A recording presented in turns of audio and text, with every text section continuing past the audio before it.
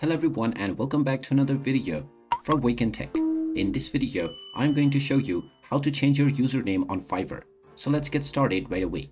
First of all, open up your web browser and then in the address bar, type in fiverr.com and press enter.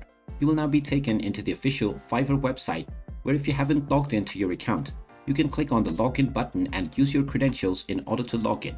Once you have been logged in, you will be taken into the home page. Now, if you wish to change your username, click on your profile icon at the top right corner and you will see the profile option. Click on this and you will be taken into your profile page. Now, alongside your current username, you can click on the edit icon, which is the pen icon, and you will be allowed to change your display name.